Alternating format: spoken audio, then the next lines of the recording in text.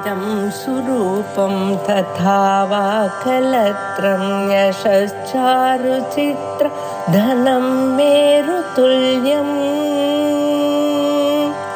मनश्चेन लग्नं गुरोरङ्घ्रिपद्मे ततः किं ततः किं ततः किं ततः किम्।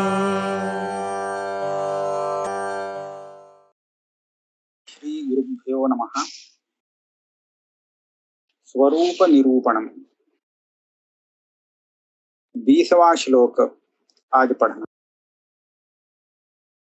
सोहम परब्रह्म जगत समस्तम उदेति मत्तः मयि चास्तमेति ईशोहमेवास्य चराचरस्य पिता च माता च पितामहश्च। मुमुक्षु जब ज्ञान प्राप्त कर लेता है तो वह अपने को ब्रह्म रूप में अनुभव करता है। तो ये ब्रह्म स्वरूप जो ईश्वर के रूप में भी है, समस्त जीव के रूप में भी है, तो वही ब्रह्म स्वरूप मैं हूं, ऐसा उस आत्म साक्षात्कार को प्राप्त करने वाले ज्ञानी का अनुभव होता है। इसको कहते हैं सर्वात्म भाव। इस सर्वात्म भाव को दिखाने के लिए कुछ ऐसे श्लोकों को कहते हैं जो श्लोक उसके सर्वात्म भाव को दिखाने के लिए हैं। उपनिषद में भी यही बात आती है। बृहदारण्यक उपनिषद में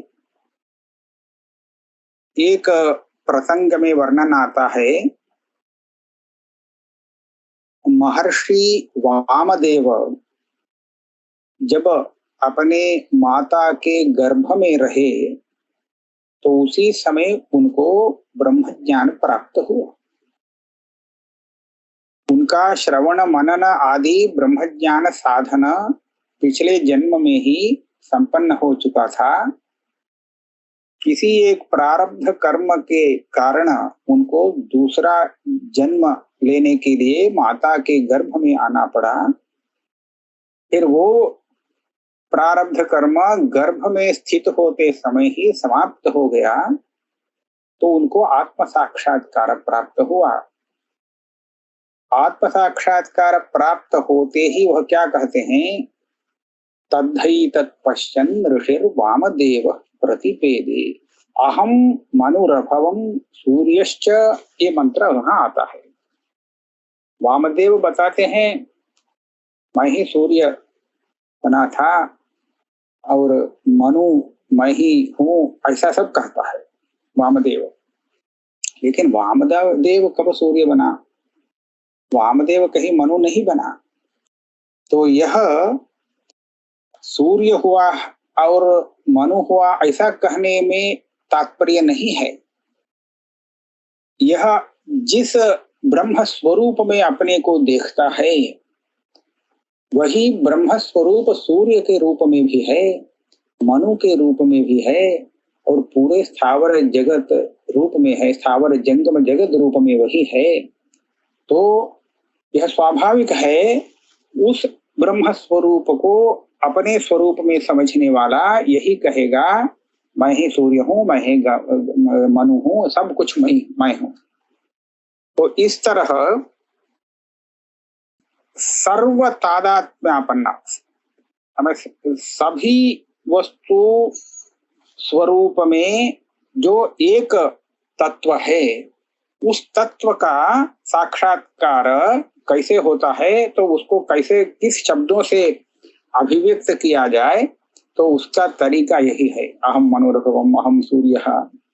तो उसी तरह 20वें और 2-3 श्लोक हैं, 4 श्लोक हैं। तो 4 श्लोकों में वैसा ही वर्णन यहाँ हो रहा है।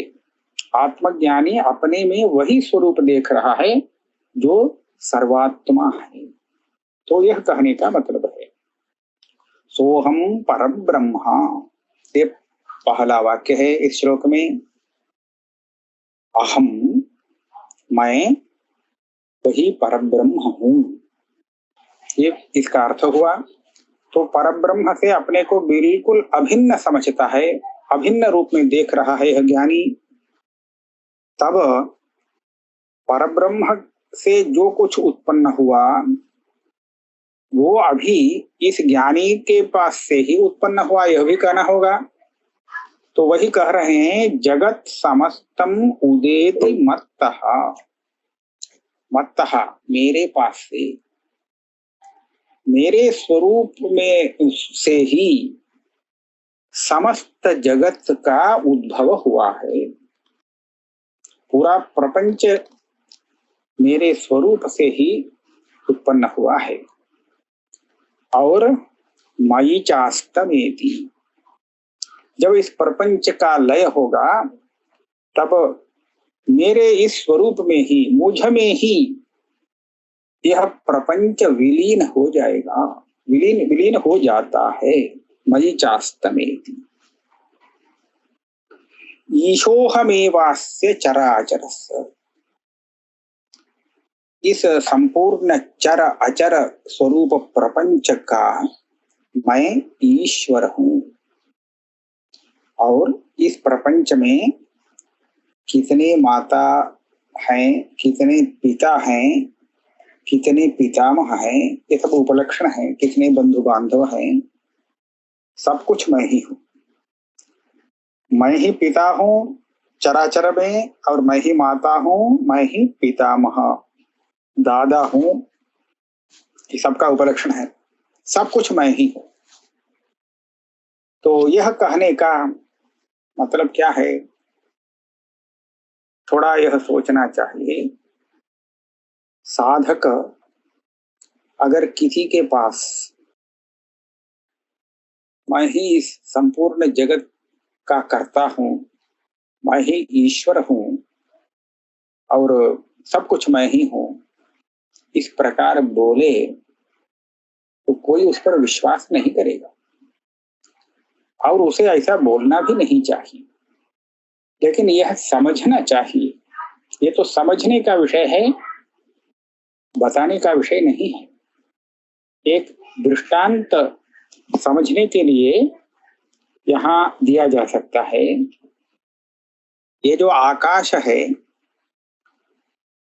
सर्वत्र व्याप्त है, वह आकाश एक ही आकाश है। इतना बड़ा है कि पूरा जगत उसी में समा जा रहा है, उसी में है और उसी में उत्पन्न होके, उसी में रहते हुए उसी में विलीन भी हो जाता है। इतना बड़ा वह आकाश है। ये तो बड़ा आकाश एक ही है, ये हमारे समझ में आई है।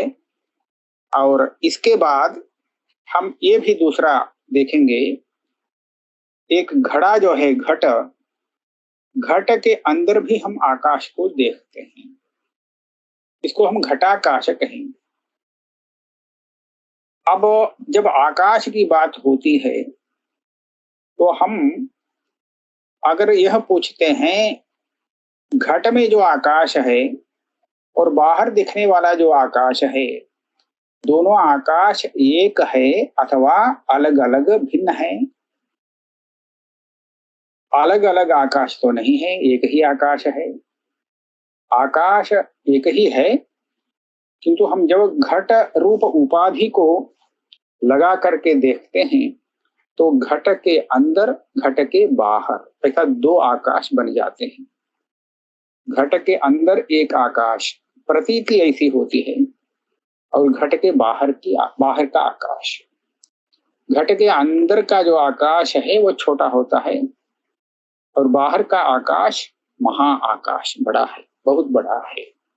लेकिन आकाश तो आकाश ही है, वह एक ही आकाश है।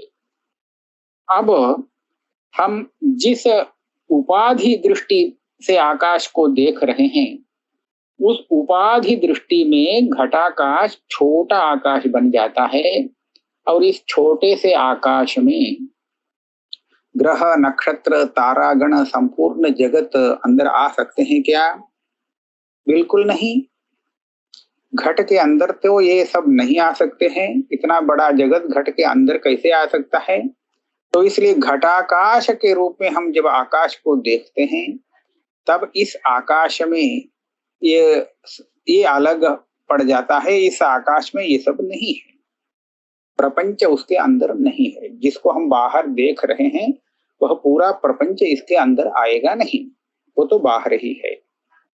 लेकिन जब आकाश के रूप में देखते हैं, उपाधि दृष्टि को हटा करके, उपाधि से अलग करके हम आकाश को देखते हैं, तब यह तो कोई दूसरा आकाश तो नहीं है।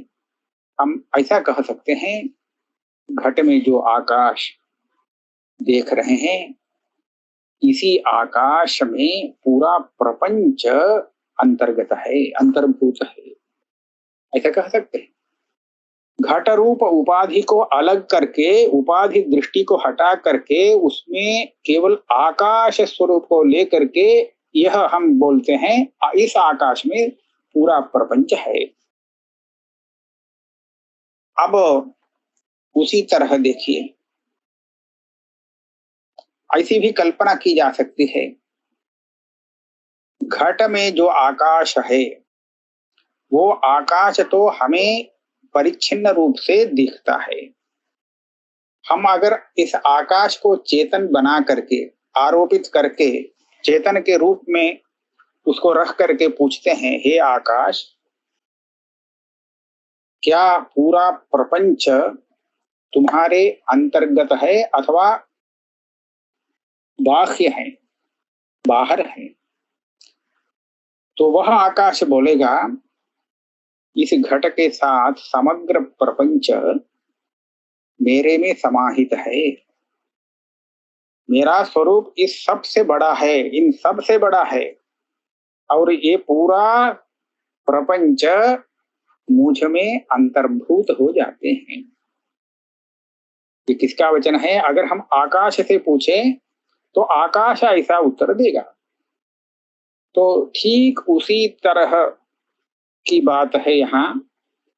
जब आत्मा के स्वरूप को समझ लेता है ज्ञानी, तब उस आत्मा जिस रूप में वो आत्मा को समझा है उसी दृष्टि से वह यह बात कह देगा, यहाँ ईश्वर के रूप में भी मैं ही हूं, जीव के रूप में भी मैं ही हूं, पूरे जगत के रूप में मैं हूं, और लोक में जो कुछ है, पिता माता दादा दादी जो कुछ भी है, सब कुछ मैं ही हूं।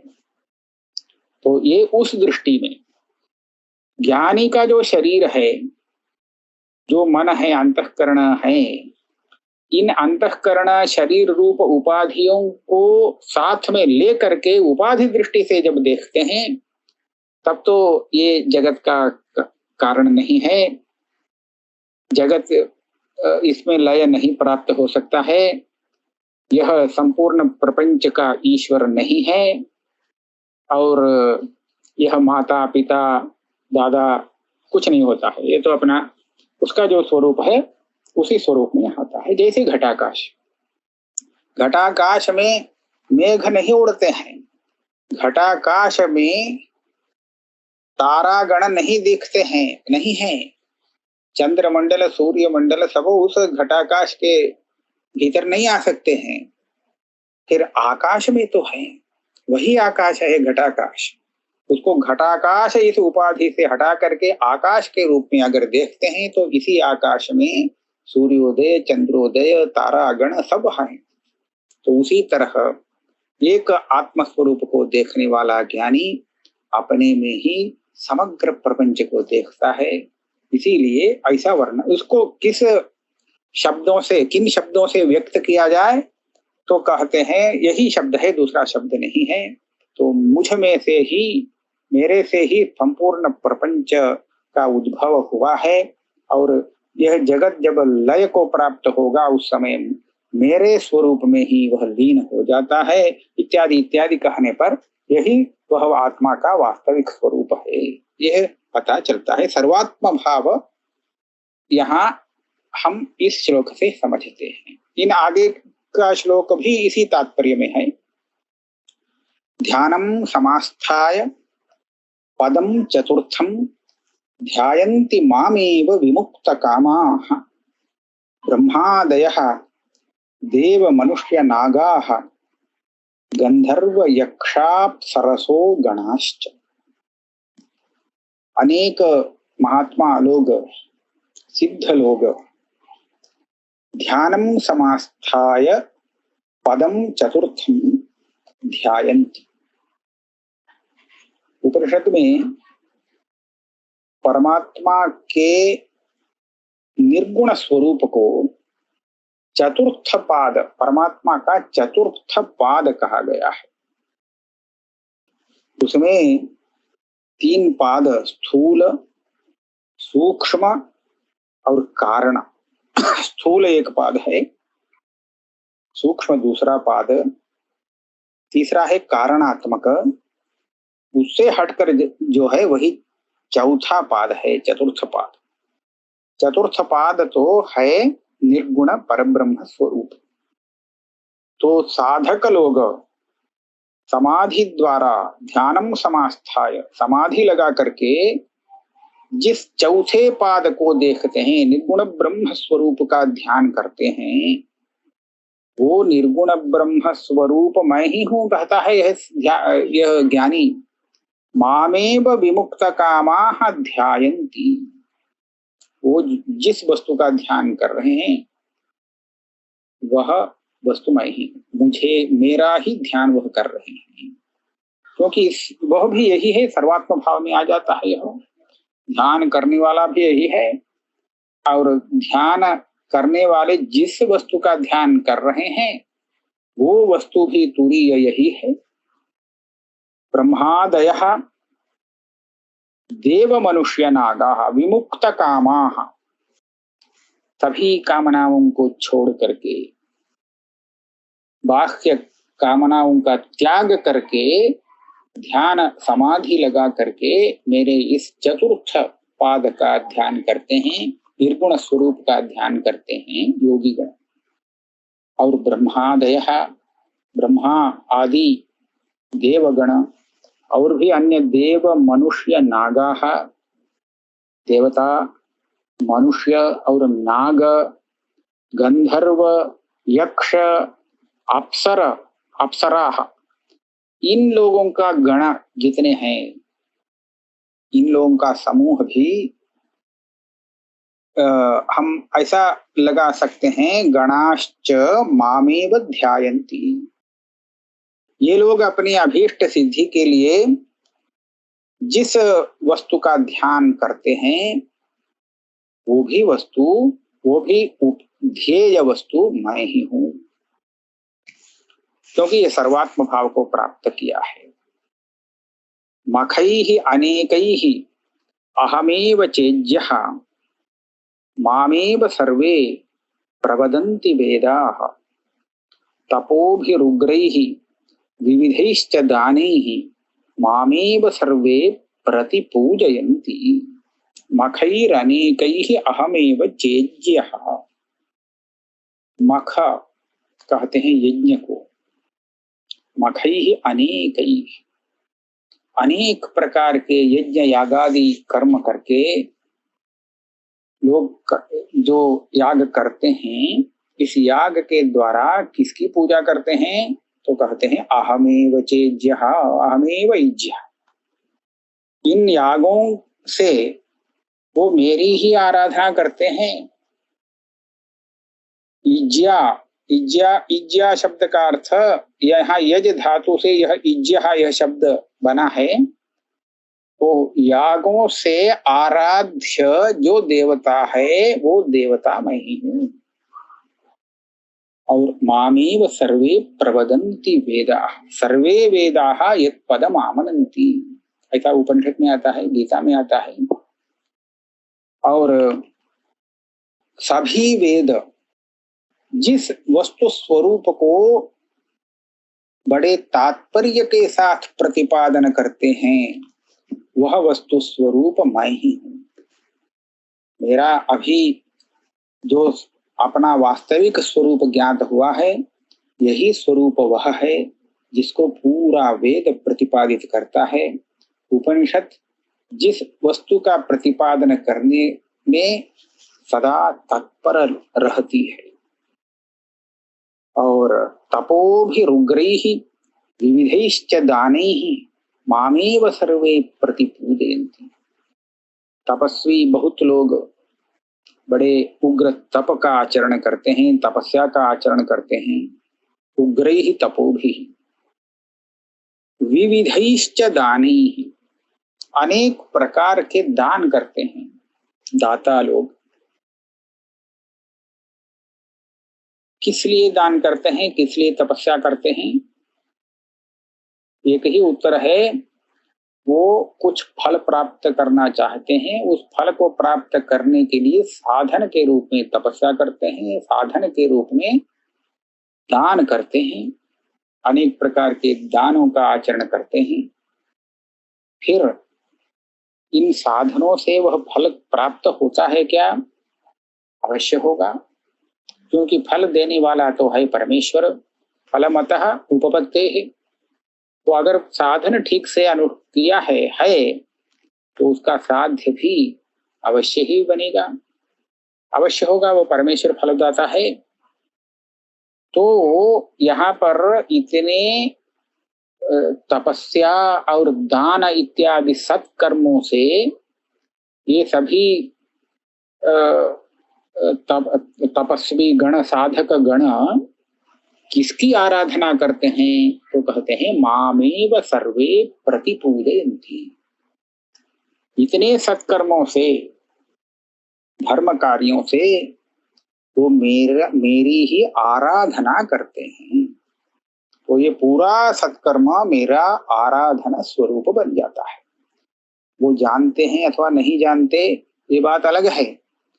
फिर जानकर अथवा न जानकर जो कुछ भी सत्कर्म करते हैं वो सभी परमेश्वर का आराधना स्वरूप बन जाता है।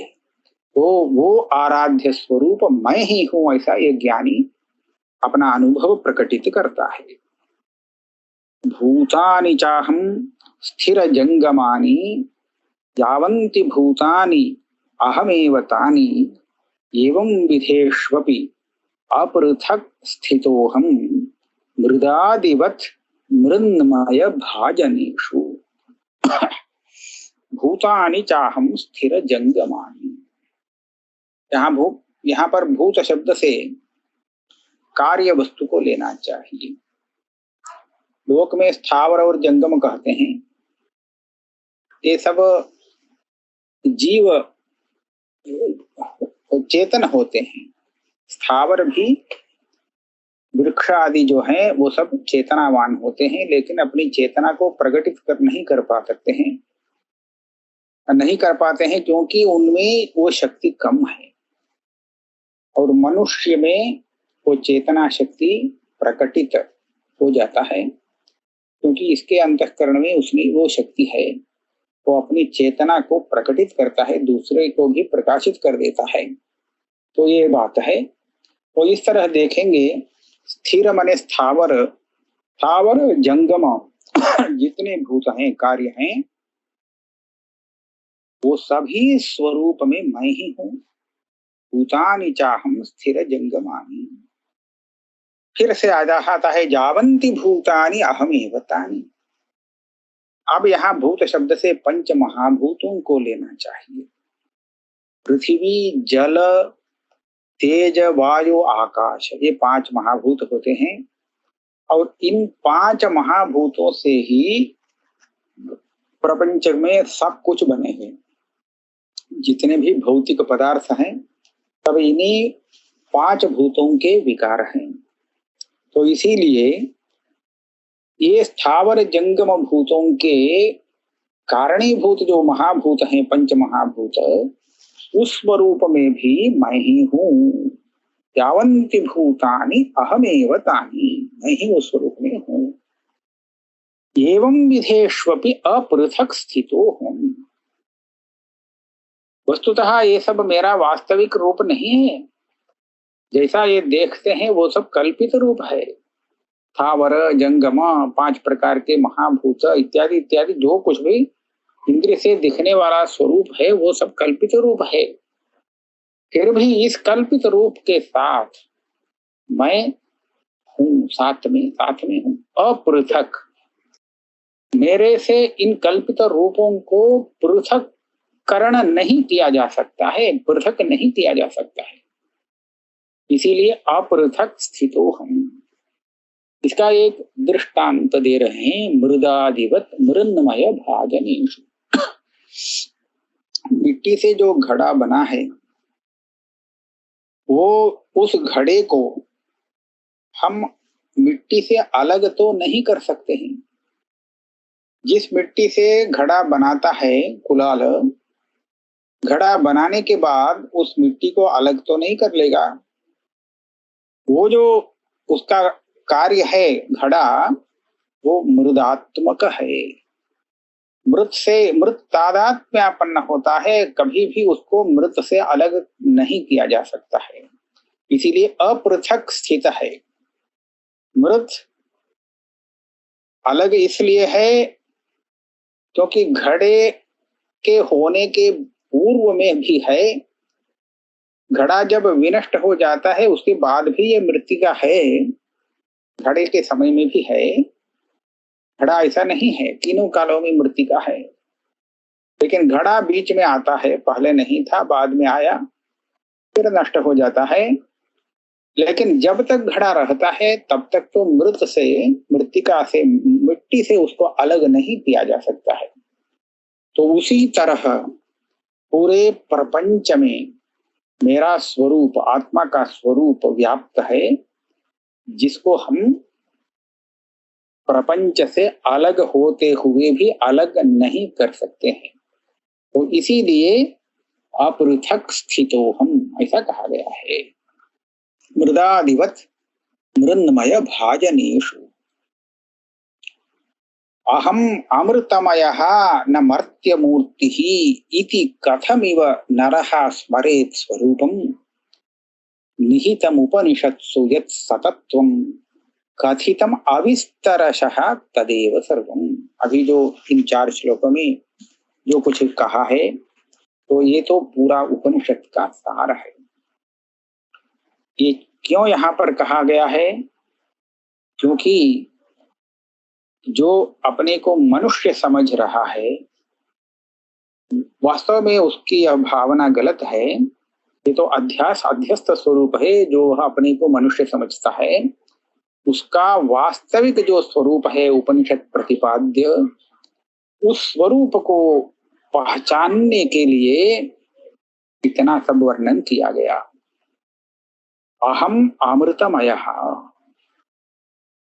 उसको ऐसा अनुभव होना चाहिए, मैं तो अमृत स्वरूप हूं, कभी भी मुझे मरण का संबंध नहीं है, कभी मेरा मरण न हुआ न होगा, और मरण का संबंध बिल्कुल नहीं, इसीलिए अमृतमय है मेरा स्वरूप।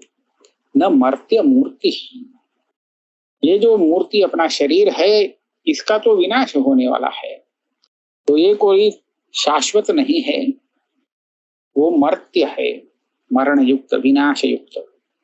वो तो ठीक है, वो जो दिखने वाला है, बाहर दिखने वाला शरीर, उसका तो विनाश होना ही होना है। लेकिन जो मेरा, उसको पहचानने वाला जो मेरा आत्म स्वरूप है, उसको देखने वाला जो आत्म स्वरूप है, वो तो है अमृतमय स्वरूप, इसका विनाश कभी नहीं। इसको जानना चाहिए। इसको जानने के लिए उपनिषद में कहा गया जो स्वरूप निहितम उपनिषत्सु यत् सतत्वम, उपनिषदों में जो परमार्थ तत्व निहित है, जिसको उपनिषद प्रतिपादित करती है, उस तत्व का जो स्वरूप है, उस तत्व स्वरूप को कथितम सर्वम, पूरा सकल उसका सांगोपांग स्वरूप यहाँ कहा गया है। साधन के साथ उसका स्वरूप बताया गया, बिना विस्तार के। अविस्तरशः तदेव सर्वम्। सूक्ष्म रूप से कभी कभी ऐसा होता है, किसी विषय को विस्तार से कहना पड़ता है तभी श्रोता समझ सकता है। कभी कभी तो ऐसा होता है, विस्तार से सुना गया जो विषय है उसको संक्षेप में बताने पर ही श्रोता ठीक से समझ पाता है। बहुत ज्यादा विस्तार से वो कुछ नहीं समझता है, फिर उसका संक्षेप जब बताते हैं तब जाकर के समझता है। तो इसीलिए उपनिषदों में विस्तार से जिस स्वरूप का प्रतिपादन हुआ है, उसी आत्म स्वरूप को यहाँ संक्षेप से, विस्तार को छोड़ करके संक्षेप में यहाँ पर कहा गया है इस प्रकरण ग्रंथ में। अभी हम जो स्वरूप निरूपण ये ग्रंथ पढ़ रहे हैं, तो इस स्वरूप निरूपण में उपनिषद प्रतिपादित आत्म स्वरूप का जो वास्तविक स्वरूप है, सतत्व, वही संक्षेप में वर्णित है। तो इतना रखते हैं।